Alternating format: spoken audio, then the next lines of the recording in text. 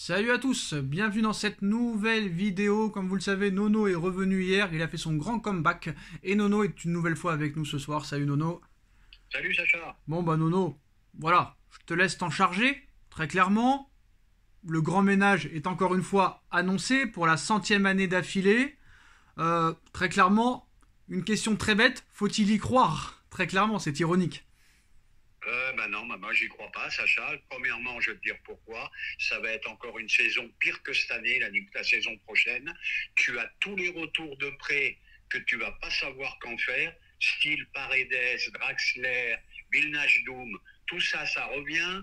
Qu'est-ce qu'on va faire de Solaire et de Fabian Ruiz? Qu'est-ce qu'on va faire du reste? Est-ce que Ramos va rester? Est-ce que qui va rester, qui va partir? Neymar va rester aussi. Donc ça va être très très compliqué à gérer ça. Et il n'y a pas de magie, il n'y a pas de magie. Si Neymar reste, si Ramos reste, avec des masses salariales terribles, eh ben, tu ne pourras pas faire un gros recrutement. Alors, en fin de vidéo, deux grosses informations. On commence un petit peu à parler de l'actualité. Alors, première bonne nouvelle, Nono, le Paris Saint-Germain a entamé des discussions pour prolonger El Shaddai Bichabou. Il est actuellement sous contrat jusqu'au 30 juin 2024 pour rappel. 17 ans, des matchs catastrophiques, mais on veut le prolonger pour soi-disant le vendre dans quelques années. Très clairement, ils vont l'augmenter de combien? Est-ce que c'est une blague ou est-ce que c'est vraiment une stratégie pour le vendre plus tard? Il est jeune, mais moi je vois pas un très très gros potentiel. Je vois beaucoup de lacunes dans son jeu. Alors je pense que mis à part son âge où on peut pardonner parce qu'il a quand même que 18 ans, je pense que c'est pas un défenseur central d'avenir. Alors Nono, tu parlais de la presse hier qui disait complètement n'importe quoi. Hier, encore une fois, ça a été prouvé en direct, très très tard dans la soirée. Un message un petit peu véhiculé. On nous explique que Nasser Al-Khelaifi est à Doha à l'heure actuelle pour le Ramadan, où il réfléchit. Il réfléchit au passé, au présent et au futur du Paris Saint-Germain pour comprendre les erreurs. Mais la réalité, Nono, c'est qu'une image de El Chiguerinto TV au même moment où l'info est tombée, où on voit la réalité qu'en fait Nasser est à Lisbonne pour une réunion, alors quand la propagande Nono se prend les pieds dans le tapis, on va dire, bah c'est très très grave. Eh ben, le problème, il vient de là, Sacha. C'est très simple.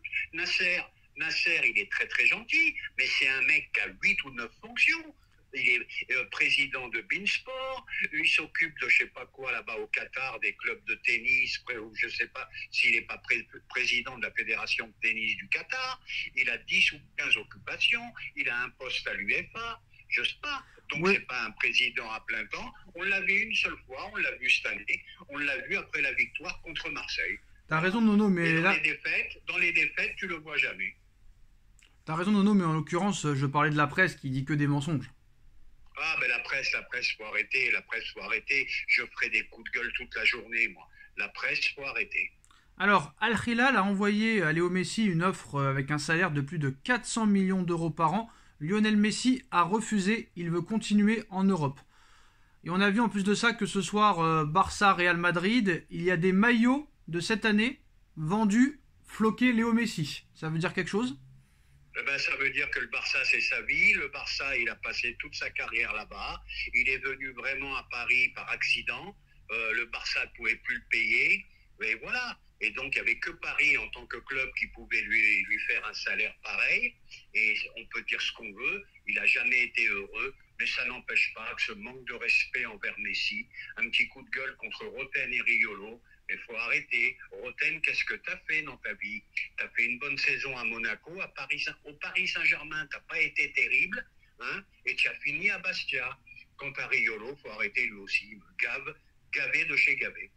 En tout cas, j'espère qu'ils écouteront ce message et qu'ils te répondront Nono. Ce serait incroyable. Eh J'espère. ben j'espère. Parce qu'il a beau Alors, dire ce qu'il veut, il a beau nous traiter de footix, Riolo. Messi, c'est le meilleur joueur de l'histoire. Et un peu de respect, s'il vous plaît, monsieur Riolo. non, il traite le nouveau Parc des Princes de footix. Pas nous, en l'occurrence. Pas nous.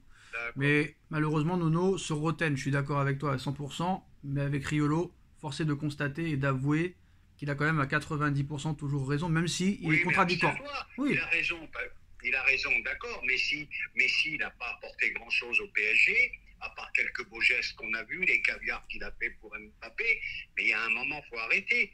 oh, tu parles du plus grand joueur de l'histoire. Allez, on va enchaîner, Voilà. Nono. On va enchaîner avec la deuxième blague du jour. Elle nous vient du Parisien. Pour le recrutement du Paris Saint-Germain, Luis Campos, qui croit encore peut-être, enfin la presse croit qu'il va peut-être encore être conseiller sportif, cherche des joueurs français, physiques, jeunes et irréprochables au niveau mental, pour schématiser, Nono. Hein. Des joueurs qui seraient accessibles. Hein. Randall Colomwani, qui est très accessible. Hein. Francfort en demande 100 millions, donc c'est très accessible.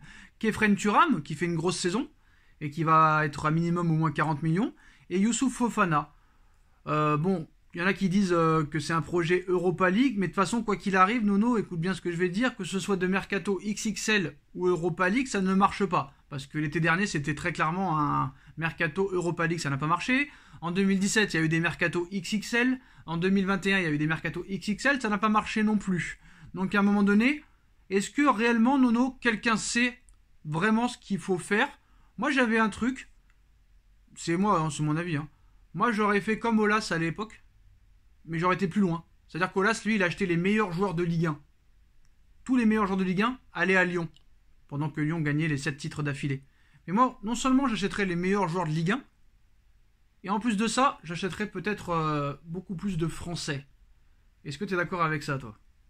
Bon, ben, je serais d'accord pour acheter en Ligue 1, mais par contre, les bons joueurs de Ligue 1 coûtent très très cher. Et là, c'est le Paris Saint-Germain, tu connais le problème. Quand c'est Paris, quand ça vaut 40, on en demande 80. Et puis là, ils sont dans une situation financière infernale, un déficit abyssal. Et je te dis, et une masse salariale qui est délirante. Donc on en revient à ce que je disais tout à l'heure. En plus de tous les mecs qui reviennent à des salaires exorbitants, je vois pas comment ils peuvent faire la saison prochaine. On se croirait vraiment dans le film Un jour sans fin, parce que vraiment t'as 2017, 2016, 2015, 2018, 2019, 2020, 2021, 2022, 2023. C'est toujours la même limonade. Là, le Parisien qui nous dit par exemple, Luis Campos mettra sur le marché des transferts tout joueur qui ne donnera pas satisfaction lors des derniers matchs de la saison, et seul joueur pas concerné, Marquinhos, Verratti, Danilo, Hakimi, Nuno Mendes, Donnarumma, Mbappé. Mais le Parisien n'a pas compris que ces joueurs-là, même si tu les mets sur la liste des transferts, et même si tu veux les vendre, ne voudront pas partir. On en revient toujours à la même chose. Le Parisien, ce qu'il oublie, c'est que des Paredes et des Draxler à 700 000 euros par mois, ils partiront jamais. En plus, il y a des lois en France, ils ont des contrats, et tu ne pourras pas les faire partir. Et surtout, Nono, moi, ce qui me fait rire, et c'est là encore une fois qu'on voit que tout le monde tombe dans le panneau, encore une fois, seul joueur pas concerné par cette menace, Marquinhos, Verratti, Donnarumma. Ma question, pourquoi? Parce qu'ils ont prolongé, mon petit Sacha. Marquinhos n'a pas encore prolongé. Officiellement, Marquinhos n'a pas encore prolongé officiellement. Oui, mais on peut dire que c'est non, mais pourquoi? Non, mais pourquoi? Non, mais oui, d'accord, mais même s'ils sont prolongés, si quelqu'un les veut, par exemple, pourquoi ils seraient pas vendables? Ils sont nuls. Mais ils sont invendables et ils trouveront jamais. Oui, je sais. Mais là, quand t'écoutes le Parisien, la liste qu'ils donnent là, ils sont tellement forts ces joueurs qu'on va les garder. Mais en quoi Verratti, Marquinhos et Donnarumma sont forts? Même Hakimi, il faut en parler, je suis désolé, il n'est pas exceptionnel, il est très très loin d'être exceptionnel même. Lui, très clairement, il est très... Mais moi, je vois pas des ordres pour tous les joueurs que tu Non, mais là, on parle pour rien dire parce que c'est... La presse tombe dans le panneau, la presse veut faire un petit peu du buzz, mais à l'arrivée... Ils sont obligés de faire du buzz, ils sont obligés de faire de l'audience, et point final. Non, mais moi, ce qui me fait rire, c'est de l'invention, parce que quand ils disent Luis Campos veut mettre les joueurs dos au mur avec la pression d'un départ pour les remobiliser alors qu'ils paraissent résignés, genre Vitinha, Carlos Soler, Sanchez, Ruiz, Bernat, Ekitike, Ramos, Léo Messi sont vraisemblablement concernés.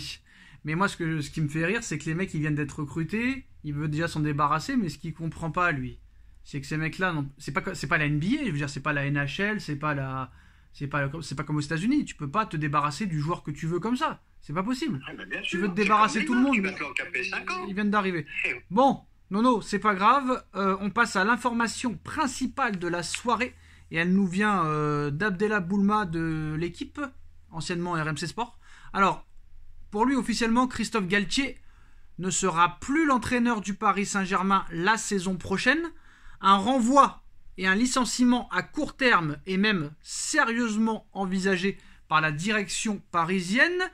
Et Abdellah Boulma nous confirme aussi que Julian Nagelsmann a été contacté officiellement par le PSG. Il s'agit d'un premier contact. Rien n'est évidemment fait en l'état. Qu'est-ce que tu penses de ces infos-là?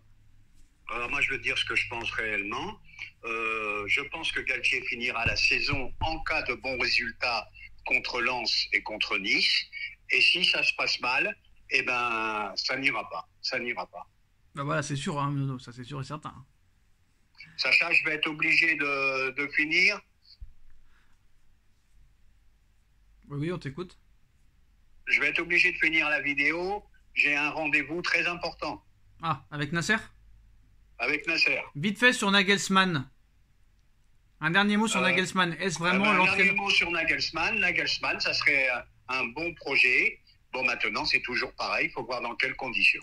Moi, je suis pas sûr vraiment et j'y mets des gros doutes. Pour moi, c'est un entraîneur du style Unai Emery qui peut réussir dans des petites équipes qui jouent les 4-5 premières places, mais pas dans des grosses équipes européennes. Et d'ailleurs, Nono, un petit mot sur l'élimination en Coupe d'Allemagne à domicile pour Tuchel? Eh ben, ça peut arriver à tout le monde. Tuchel comme les autres. Voilà. Il n'y a pas de magie. Il n'y a pas de magie dans le football. C'est les joueurs qui font l'entraîneur.